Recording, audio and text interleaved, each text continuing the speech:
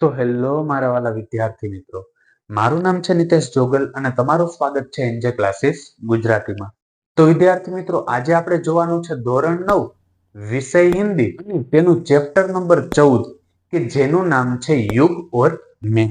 અને એની જે સ્વાધ્યાય પોથી છે એનું સોલ્યુશન આજે આપણે જોવાનું છે.